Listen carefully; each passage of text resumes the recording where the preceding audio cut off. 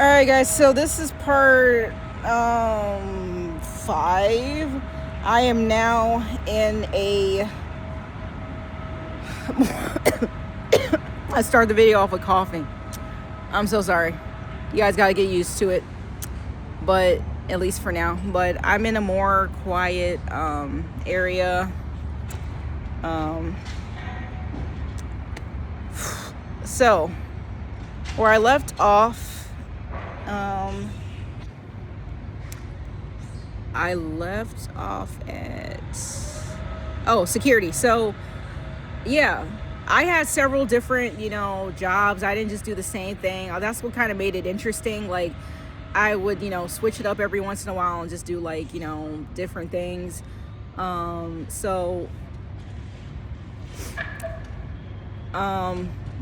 Oh, and then there's security posted throughout, and like we walk around and make sure everything's good and everything.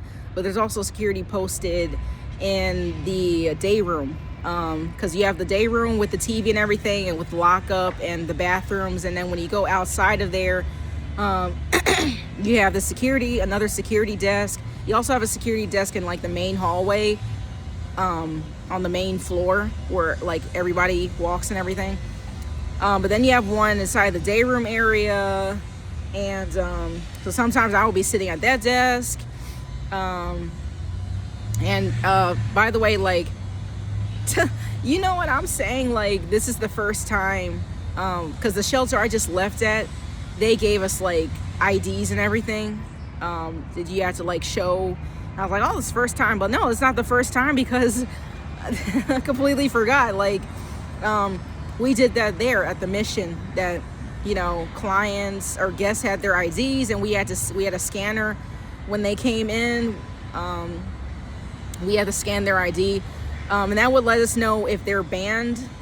Then that would come up on the scanner, and then we couldn't let them in for whatever reason. They were banned, like we had to turn them away. So that's what scanning that IDs, that's was important, and they had to have their ID. So back to the night routine. So taking everybody upstairs, and also I wasn't comfortable with patting anybody down, even if I could, if I was licensed security guard or not. Like, I'm just not comfortable with that. Even if it is another female, like, I just don't like touching anybody. Even if I had their consent, like, no. I wouldn't like that done on me, and I wouldn't want to do that on somebody else. But, so,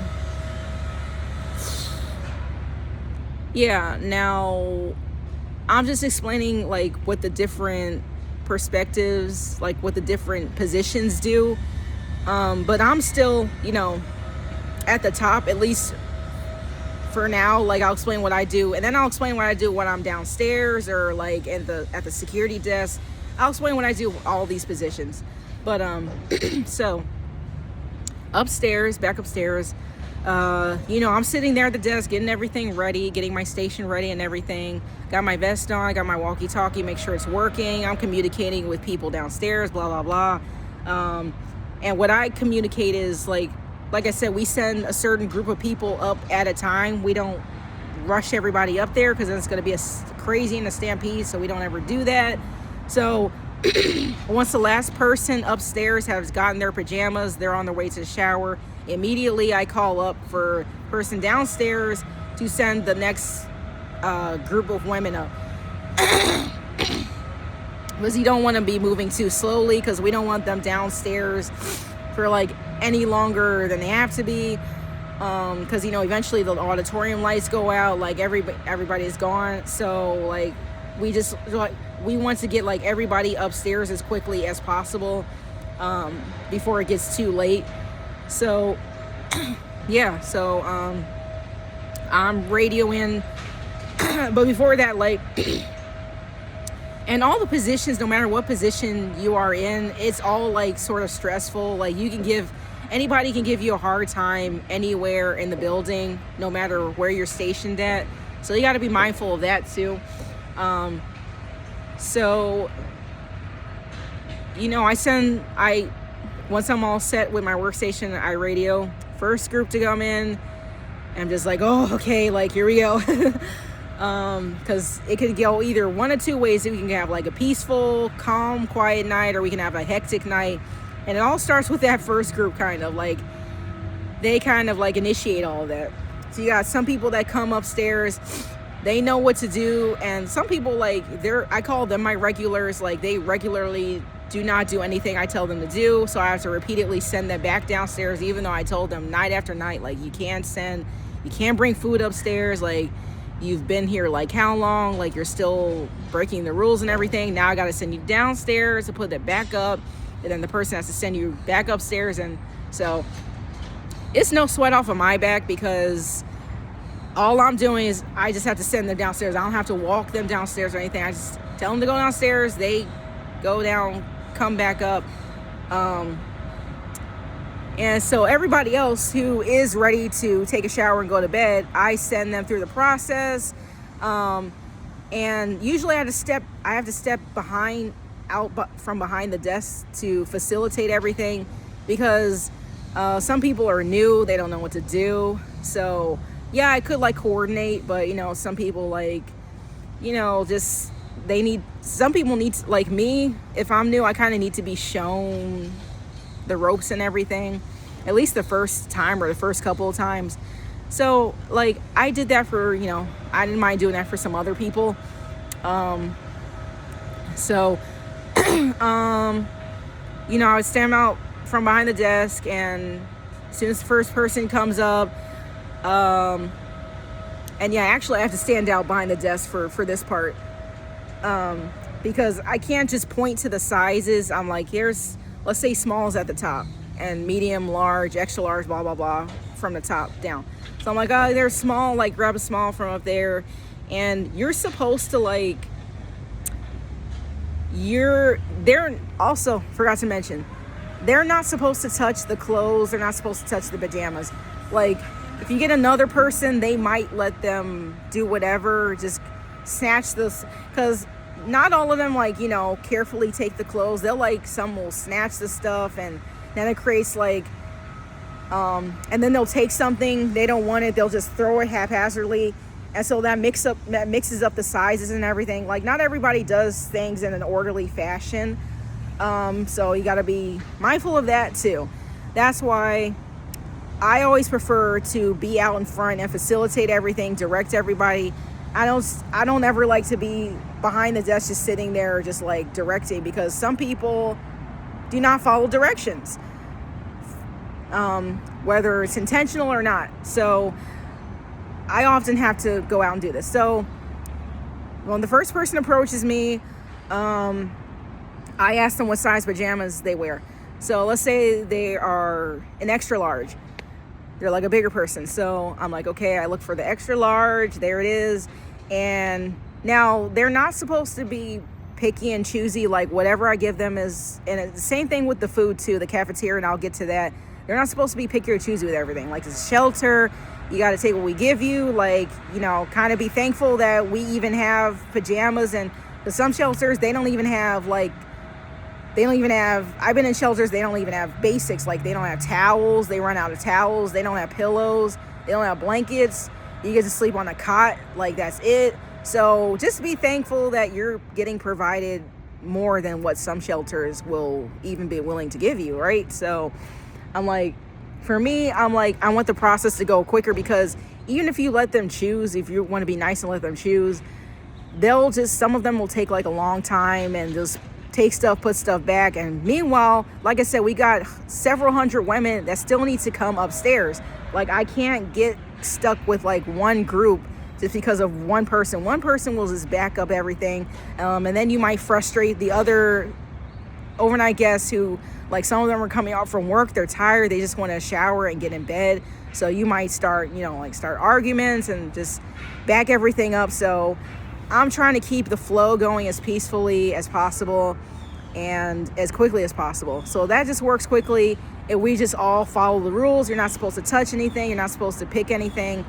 I pick the pajama for you, and I'm just going to pick whatever's there. Like, I see a size extra large. Okay, like, This may have polka dots on it. This may be a onesie. This may be like, and okay, like if they don't want a onesie, if they're not comfortable with that, like they want a two-piece, okay, like I can negotiate, I can compromise on some things, but if you're like, oh, I don't like pink, I like orange, or I don't like blue, I kind of like I like the stars, I don't like the stripes, so like we're not gonna do all of that, like we just don't have time for that.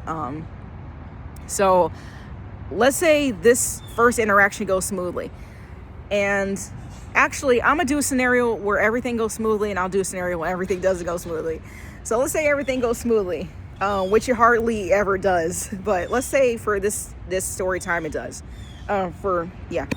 So I grabbed the extra large.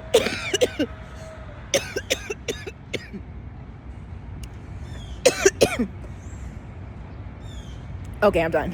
And I give them their set of pajamas, and they take it. They go into the dorm. They pass the beds. Now, some of them, well, like I said, I'll go into what happens when they don't follow the rules. But some of them, not all of them, go straight to the shower. Some of them, if they're tired or they don't want to shower for whatever reason, they just go straight to bed, haven't showered, changed their clothes. They don't even change their clothes. They just go straight to bed. But anyways, let's say this person takes their pajamas, no argument, goes straight past the beds, goes to the showers, goes into and the first part where I mentioned when I was overnight guest how it works, the showers works. I don't need to re-explain that, but just a brief rundown. You go in, you have to wait.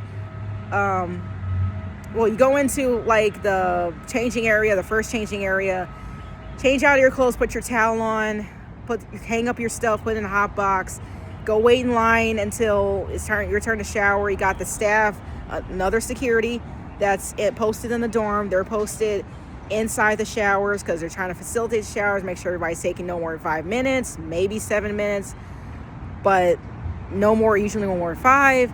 Make sure the showers are flowing, going in and out, running in and out efficiently, quickly. The showers out of this whole process is probably the biggest issue that I have in that dorm while on security night shift working in the dorms. But I'll get to that.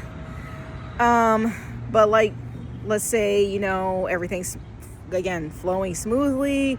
They go into the shower, their 5-minute shower is up, so then they leave the shower, they go into another changing room, they change in their pajamas, they come out of the shower area, they might go into the bathroom if they need to, blah blah blah. But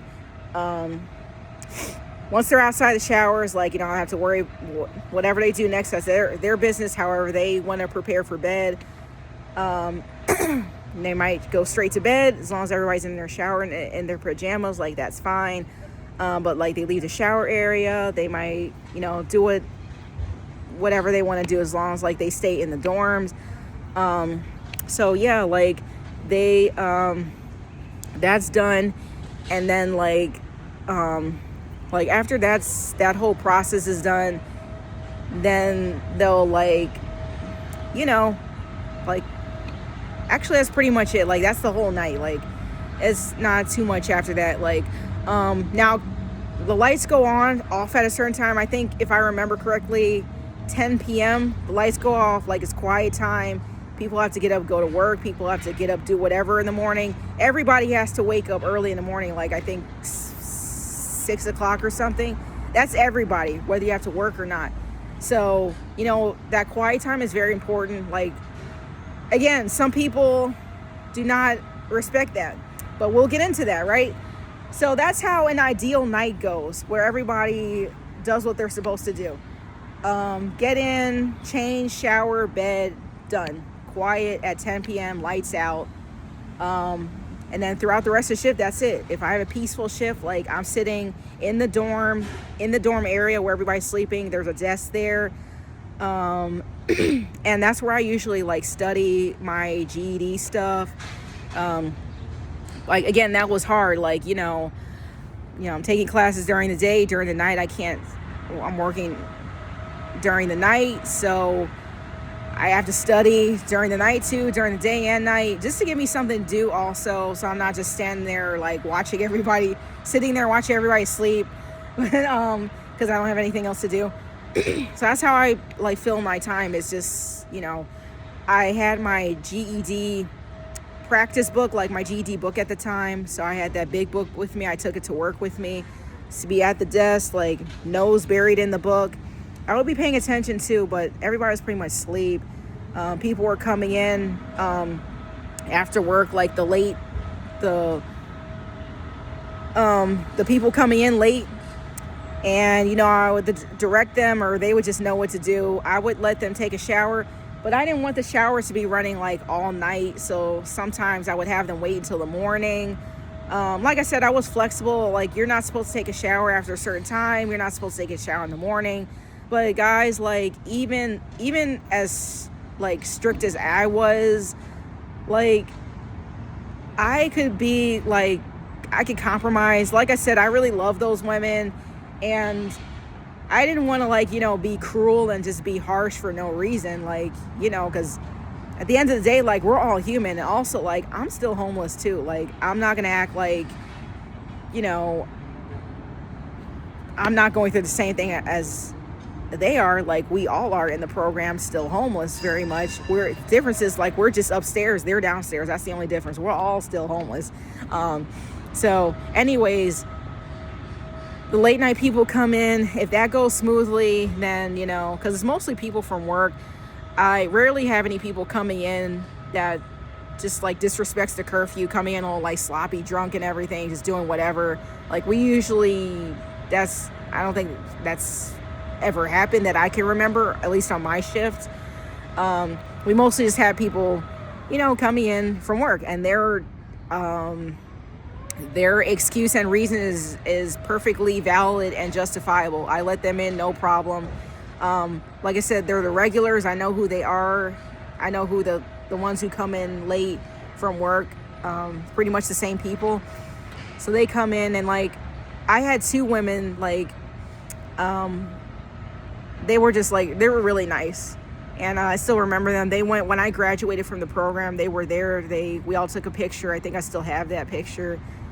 I'll definitely never forget them. And we used to joke around when they came in. I have a lot of, I have a lot of good memories, from my time there. But yeah, I remember those two, coming in late from work, and we would just like joke around, and, I would do my best to, help them get their pajamas, shower, and blah, blah, blah. But, if they wanted to do that themselves, I trusted that they knew what to do, and they just wanted to, go to bed. So I let them do their thing. But yeah, never had an issue from those two, which I was grateful for, because the less issues I have, the better. But so, yeah, so that's a typical night. On a good night, I'm, studying for my GED, looking around, make sure everything's okay, maybe walking around every night and then, because you can be people who are like quiet and, doing stuff they're not supposed to do, especially in the back, and it's dark. So I would, think I would use my cell phone flashlight, but usually the light from outside was enough to get me around. But yeah, and then I would have to, in between that, I would have to get up and clean the showers, because the showers could get messy. It's trash and stuff everywhere, because, people are kind of messy sometimes. So I have to straighten out the shower rooms, maybe the bathrooms. And then I would sit back down and study, or just like count down the hours until I was free. Which for me, a night shift for me, I forgot to mention the hours. They had me working like, was it 9? That was kind of early, because they went upstairs kind of, I think it was like, when did I start my night shifts? Because I'm saying, like, we're posted at different areas, and that's true. But like, those who get off, there are some people who do get off at 11, like 11 o'clock, they're done. And then the night shift takes over, like the overnight takes over. So I relieve those who get off at like 11. So they get off at 11, like, they're responsible, the people, they get off at 11, they're responsible for like kind of starting everything, like get the process rolling. So by the time I come in, everybody's pretty much all upstairs. So I just have to stay with them during the night and make sure nothing gets out of hand, stuff like that. But by the time I come in, everybody's pretty much upstairs. So sorry if that kind of got mixed up a little bit. But yeah, I'm usually not there as everybody's coming upstairs. Like, that's other security people. And when they're done with that, I relieve them and I take over from there for the rest of the night. So yeah, so and I just dread the whole thing too, but it's what I had to do. It's what I had to do to stay in that program. And because I had to stay in the program because I had to finish my GED, and I had to do what I had to do to stay in there and take care of what I need to take care of. So yeah, that was the only thing that I hated. I didn't hate the people, I just hated the hours. That was the only thing I hate about third shift security. That was my biggest top complaint, was the hours. The hours were absolutely brutal. I never worked night shift after that. All like the other few jobs that I had after working, like, if you can even call that a job, but the other jobs I had, I worked days when they asked for availability, and still to this day, as desperately as I need work, I just can't do, because I have insomnia, guys. I very much have insomnia. I have issues with my sleep, and no matter how good the job pays, I cannot do nights. Like, I just cannot do that to my body anymore. Those 2 years were just wreaked havoc on my sleep and my body. Like, if I didn't have sleep issues before then, I definitely had sleep issues once I got out of that shelter. Yeah. Anyway, back to my night. Like, that's it. Like, the sun comes up and nobody comes to relieve me. Like, a typical shift is from whenever I start. I'm trying to remember when I start. Maybe it's like 11. I think it's 11. I start at 11 o'clock and I supposed to end at 6 or 7. I think it's 7. That's when I'm supposed to end. If they don't try to make me stay later, or if I just don't stay later on my own. Because like I said, like, I'm known for going above and beyond, whether it be doing stuff by myself, completely alone, running all this by myself. Sometimes for all of the shifts, I could be by myself. People just pop in every once in a while, but most of the time I could be by myself. That is kind of rare, but it happens more frequently that I'm doing stuff like on my own most of the time. Not for the whole shift, but for like most of the shift, I could be on my own. That's one of the ways that I go above and beyond, because I don't have to do that, or I shouldn't have to do that, but I still do it if I have no other choice. Things still need to get done. People are relying on me. And like I said, I'm really good at my job, no matter what I was placed in. But I was really good at security.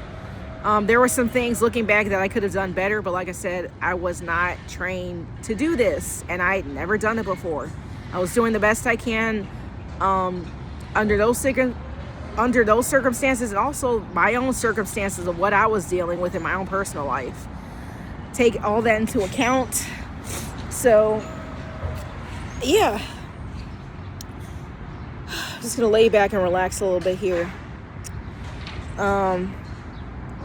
Anyway, sorry for bringing this up, but there's like some construction, if you can hear that. So I'll just bring the camera a little closer in case you can't hear me. But there's some construction going on across the street. But so yeah, so that's a typical night. So let me move on to when things don't go the way they're supposed to go, which happens more than when things do go the way they're supposed to go. So actually, no, I didn't finish. So before my shift ends at 6, I'm the first one to wake up because I've been awake all night. So I wake everybody up. Lights. I'm like, lights are on, ladies. Like, lights. It's time to wake up. Blah blah blah. I just facilitate everything. Everybody like puts their stuff in like the linen and everything in the trash bag so we can take down to the laundry. Sometimes I help with the laundry. Most of the times I get volunteers. There are volunteers who do that, so I just send them down with the laundry, or they just go down themselves because they already know what to do. Most of them, they've done it plenty of times before. So yeah, like I'm just making sure everybody, takes the linen off the bed, strips their beds. That's why I say like strip your beds. Like no showers. You can't shower unless like I told the person the night before they could shower. If somebody needs clothing from downstairs, if they got anything, unfortunately stolen over the night, that has happened. I want to get into my crazy stories, but yeah, oh dang it. No, I gotta go, like, I'm forgetting, like, security. I did work during the days. Why did I forget? I did work during the days, security. It wasn't just all nighttime. Most of it was night shift, but I did work during the day. So I'll get into that too, because that's just like another, like, those are a whole other set of issues and challenges and stuff. And like, anyways, like, it's just different. It's night and day, like literally it's night and day.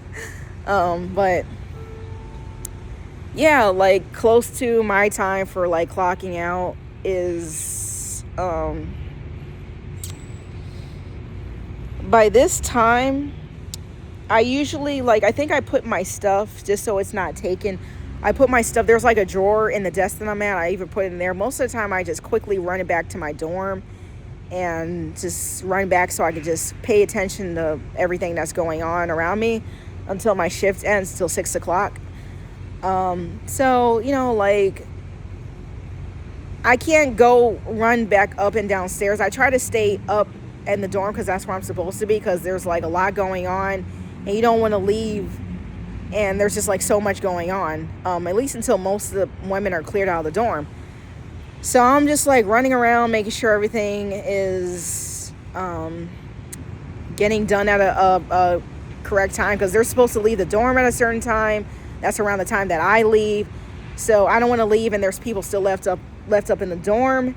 So it's just like, you want to leave at 6, but then if everybody hasn't left the dorm, you don't want to just leave and there's like people's there, because I could radio people, but like sometimes they come up and help me and sometimes they don't. So it's mostly up to me to make sure everybody's out of the dorm. Like, there's no stragglers or everything. I have to walk around and make sure nobody's hiding, like still in bed or in the bathroom or in the stalls, or because, they can hide in places. And, sometimes I would get a call like, hey, there's still people in the dorm, because like, there's only so much that I can do. And because like at this point I'm just tired and I'm human and I just like, I need to sleep. Like, I can't drag them out of the dorm. Like, I'm security, but I don't have the legal right to touch anybody, and I don't want to touch anybody because, some people will fight you for that, and I'm not trying to get into any fights for just like trying to do my job. So it's just crazy sometimes. Sometimes I have to just let people just do what they want, because like, what else am I supposed to do? You can yell at them until the cows come home. Like, if they don't want to do it, like, they're not going to do it. Also, you have some people there with mental health issues, and like, they're just not gonna do what they're supposed to do, no matter how many times or how loud you make your voice. So anywho, yeah, so on a good shift, I'm still on, like, when I'm on a good shift, like, everybody clears the dorm at the time they're supposed to. Beds are stripped, everybody's dressed, ready to go down at a certain time. I do have to take everybody down to, downstairs to the cafeteria so they can have breakfast. And once they're down there, I relieve them to the morning, the first shift. Then they're out of my hands until the following night, or until whatever shift I'm working. I could be working days, the next day. Like, that's how quickly they change these schedules. And so, yeah, that's, even on a good night, it's still, on a like good shift, it's still crazy. That's how a good shift is supposed to go. And all the dorms are cleared. Lena's cleared. I have nothing else to do. I can go back to my dorm and go to sleep. Or sometimes not. I'll talk about that too, about the issues with that, because there are still requirements. And it's just like, they don't care about, like, you just, the work you do, or that you're like human and you like need rest. Because outside of your work duties, you have the Bible program duties. And those are separate, believe it or not. You have like additional duties that you're supposed to fulfill, regardless of how tired you are for your shift or whatever else they have you do. Like, you have outside duties that are like Bible program stuff. So let's say, like, we literally have like a 8 a.m. Bible study, or 8 a.m. Bible class. So I get off at 6, right? So I only have, that's if I get off at 6 when I'm supposed to. There's sometimes I stay all the way up until, like, it's crazy, like 10, or like, it's really, really, really crazy. And by that point, I'm just like exhausted. Also, again, I am still taking GED classes. Like, I'm just doing a lot of stuff at this time. I was doing a lot of stuff. And like I said, I'm human. Like, so we have an 8 a.m. class first thing. Like, I think if I remember, it's not every morning. It's like every Wednesday morning. But I mean, still. And I think we still have, if not an 8 a.m. class, we still have 9 a.m. classes. I don't remember the schedule, but it was a lot of classes. It was a lot of Bible classes. It was throughout the whole day. It was in the morning. And these classes are most of the time run over an hour, or like hour at the least. And there were times where I could just be like, I was just literally like nodding off. And like I said, I'm human, so that's unintentional.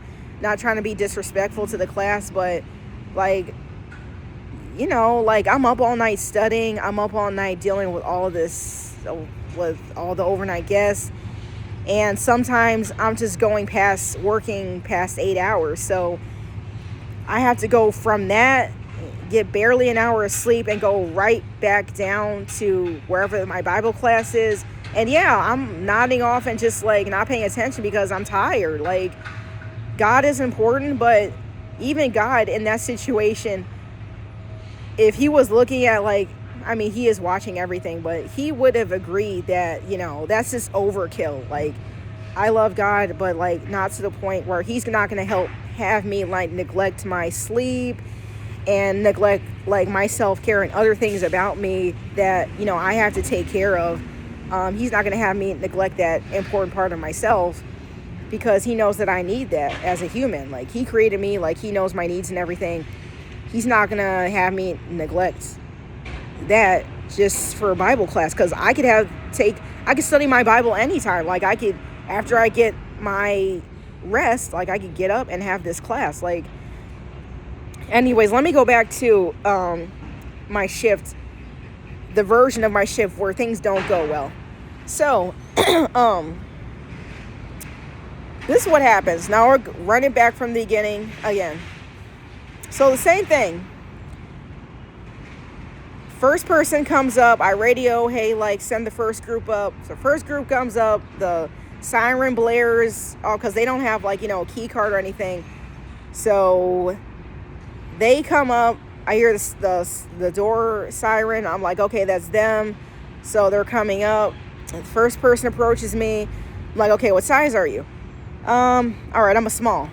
They say I'm a small, I search for the size. They're like, oh, wait, hold on, I wanna pick it. I'm like, oh, ma'am, like, you can't touch the pajamas. We have to pick it for you. You just tell me your size, and I'll get it for you.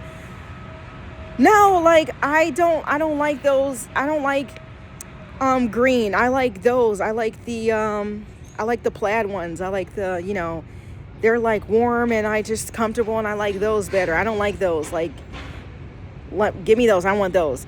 And so I'm like, well, we're supposed to pick them for you. You're not really supposed to. Like, blah, blah, blah, blah. So we're going back and forth, right? And this is what's not supposed to happen. So I'm going back and forth. And the thing about me, I don't compromise for anybody. This is the rules. Because if I have to do that for them, then I have to do that for the next person. And then this is the mistake that I see some of the other security make. Like, they don't realize once you have to compromise, then you have to do that for other people. Because then you can't show favoritism, because then that's going to like open up another whole can of worms. Like, you just don't want to show favoritism like that. If you're going to follow the rules, follow it to the letter. Like, not with one person, like with everybody. Because if you start showing favoritism, it's like now they're going to be looking at you like, what are you doing? They're going to like start having an issue with you. And you don't want that, because again, like, you're slowing everything down. So I would rather go back and forth with somebody, slow it down just a little bit, and rather that than just give everybody their way, and then like everybody thinks they can do whatever, and then like that's going to slow it down even more, in my opinion. And not just from opinion, but from what I witnessed, from what how other security handles the overnight guests, and from sometimes like when I try to give a little leeway and give an inch and they take a mile, you know what they say. So that's happened to me before too, when I just try to show a little bit of kindness and a little bit of leeway and things like that. That's why most of the time I just stick to the rules the way I was trained, the little training I did receive, and I enforce them to the best of my abilities. So let's say, like, usually I'm just firm. I'm like, no, like, you can't, like, I have to give this to you. And so let's say we're going back and forth. They're not budging. I'm not budging. So now, like, it's slowing everything down. And kind of how I was trained too, because they're like, well, just give them what they want, because if you give them what they want, it won't slow everything down. So they're like, just give them what they want and they won't slow you down, just like, so it doesn't back everything up. So like sometimes also I just don't listen to that advice, and that's like my superior telling me that, and I'm just like, sometimes don't listen to it, because I don't really like that, because like, again, like, to me that's showing favoritism, and I just don't like to show favoritism. So most of the time I just stick to like how I was trained, and like I enforce the rules and I just stick with that, because like you don't want staff telling you to like do things like different ways, because that creates like confusion too. And there's already like a lot of confusion going on, and you don't want to like have your superior who is supposed to like guide you and just like, yeah, stick to this. If you have an issue, tell me this, because this is how things are supposed to run. We don't want to like have them running things, and then that's going to cause like chaos and confusion. Like, that's the response that I wish I got from my bosses and everything. That's not what I got. Like, okay, just, let them do it, so like we can just get through this. And they're not up there with me. They don't know, like most of the time that's not how things go down. Like, it's not, okay, I'll give you this, like, okay, thanks, like, and like, no, that's not how it happens. Now one person sees they can get away with that, we're not sticking to the rules, now they want to do this and that, and that's just not, it doesn't make things go easier. It doesn't make things go easier for me, because like I said, I'm trained one way, you're telling me to do something else that's opposite to my training. Like, we're not being consistent, we're not like, but like I said, this is a shelter, so again, like, this is how things are run at some of these shelters. Like, it's just, anyways, like, they're arguing with me, and so this is how I handle a problematic person. If I can't deal with them myself, I will like call for backup. If backup doesn't come, like, I would, still try to, I guess, deal with them myself. But there's only so much that I can go back and forth with somebody. And of course, I'm not gonna like, getting angry, that's not gonna solve anything. And like I said, because I overall had a good relationship with these women, I almost never like got angry. sometimes, okay, like I'm human, I would get maybe like a little frustrated or irritated, but that's the worst of it. You're not gonna find me like, I would communicate mostly by raising my voice, even by yelling. And I got sometimes, like, when I didn't get like a review or anything, like, performance reviews, but sometimes my boss will like take me into the office, say like people are saying you're yelling and things and that, and I handle things like the way I was taught to handle it, and I would just like to maintain order and everything. That's my way of like retaining order without having the proper training that I was supposed to have. So you can't really blame me because I didn't have the proper training. So I'm just going based off of what little training I did have, and also like my own instincts. Like, oh, if you're not listening to me, let me just like yell at you, and maybe that will just like not intimidate you, but just like startle you into not, well, just, that was my way of showing that I kind of like wasn't messing around. Like, I was just like dead serious, like, and I was like, I don't know, like, sometimes it just seemed to work, but when you do that all the time, it kind of just loses its effectiveness. It kind of wears off. And then, some people, like I said, they complained.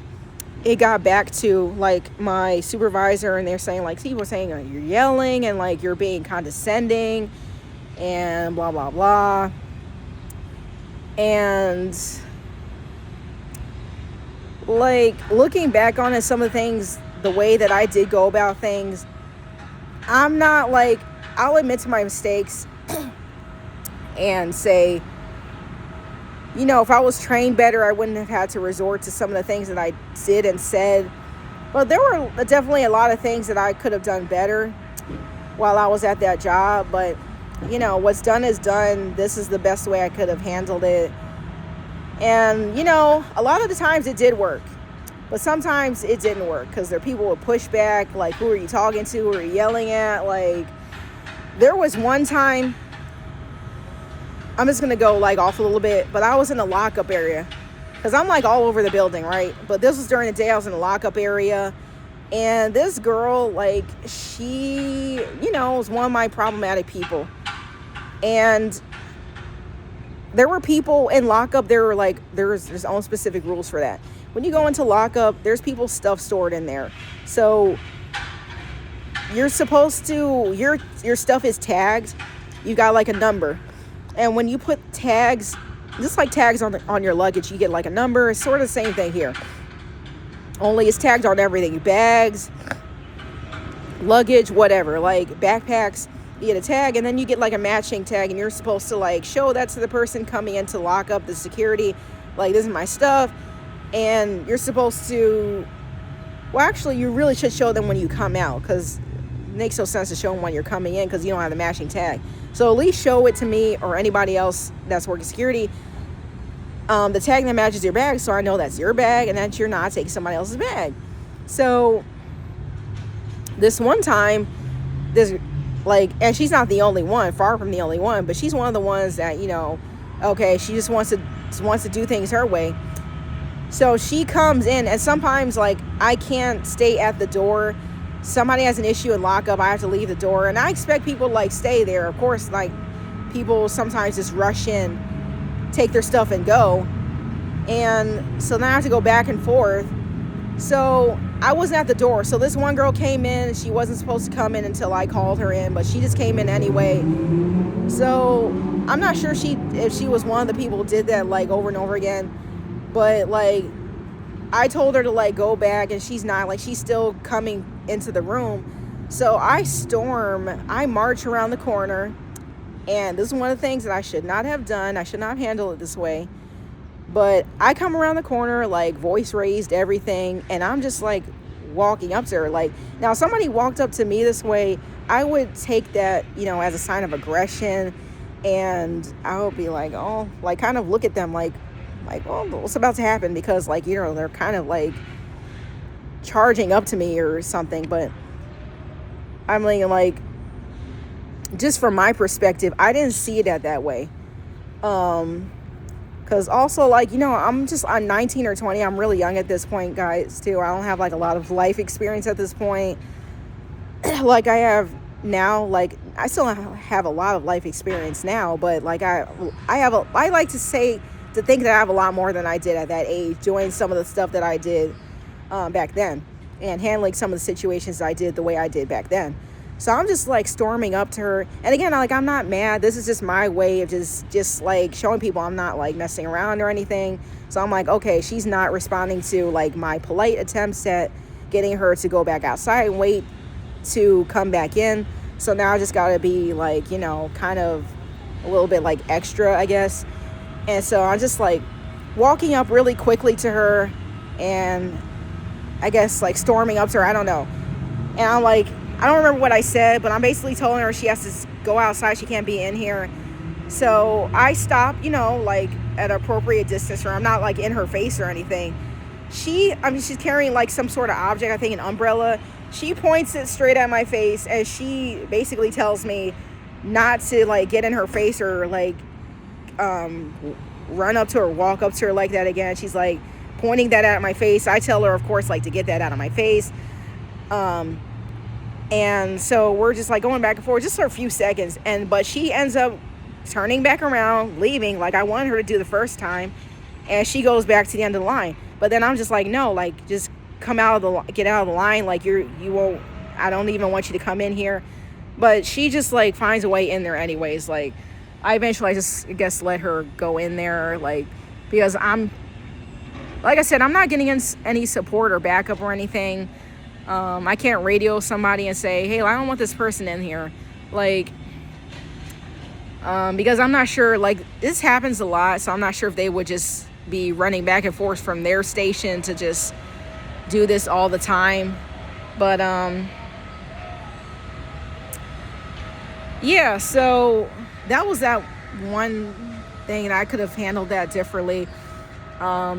Either I could have let it go, like I don't really want to do. Some things I guess you just have to let go, especially if you're by yourself and you can't depend on anybody else to back you up in this situation, even if you're right.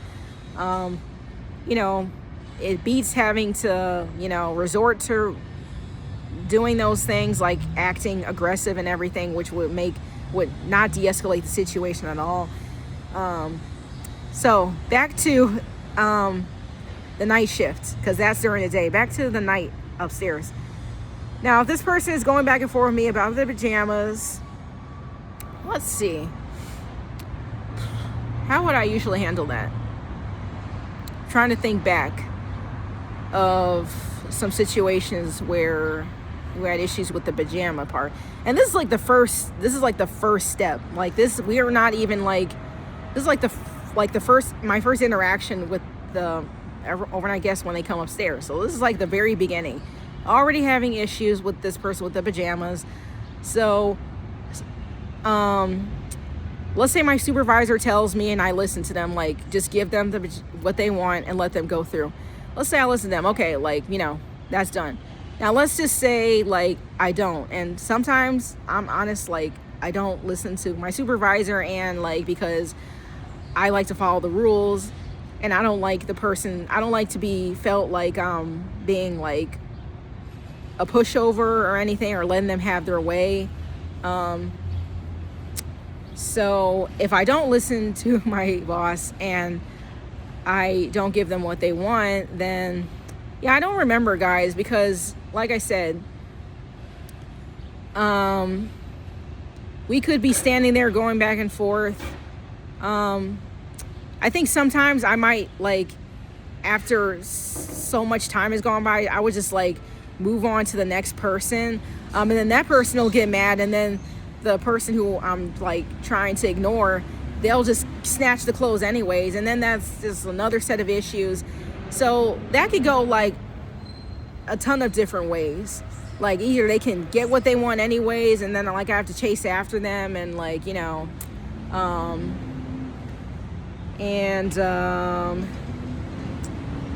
or we could just argue, or I could just try to ignore them and just move along with the next person. But that doesn't do any good, because they're still there and they're still not leaving until they get what they want. So moving on, like, it's temporarily solved, but it just, you can't, like, no matter what you do, you can't, there is no winning in this situation. Because this is not for pajamas. This is like with everything. You're just gonna have issues with everything. And sometimes giving them what they want, doesn't, always resolve things. Maybe temporarily, but if you make that a habit, then, you're gonna be that security person who just like bends the rules for people just because it makes it more convenient for you. But at the end of the day, like, you're not really doing your job. So, yeah. Let me move on from that, because like I said, there's different ways that can go. It doesn't just go one specific way. So yeah, that could be an issue with the pajamas. And then moving on from the pajamas, we go forward to the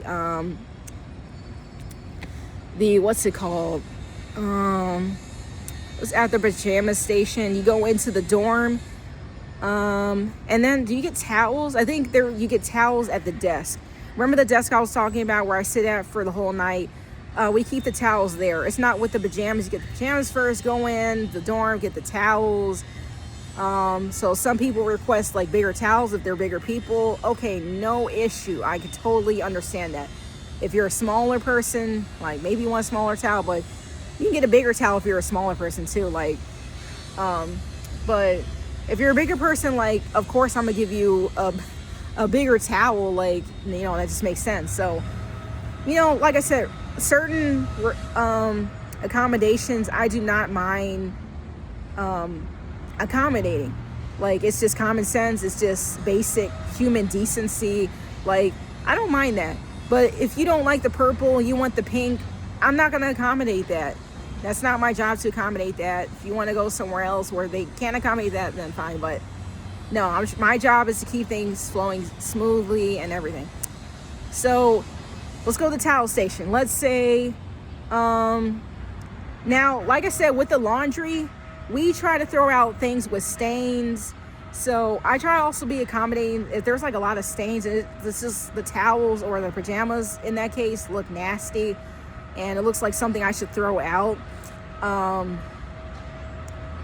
or just not give to that person, then yeah, like, if it looks really bad, I'm not going to give that to somebody to sleep in. Like, even if it's clean, if it's like all stained like that, it belongs in a trash can, because we got plenty of pajamas. We have like fewer towels, but I wouldn't want to use anything like that. I wouldn't want somebody else to use anything like that. So if it looks really bad and it looks like something you don't want to like dry your body with or wash your body with, if it's like all tattered up and it looks like it needs to be replaced too, I'm not going to give that towel to that person. I'll give them like a cleaner, like newer looking towel, and I just won't like give that towel to them.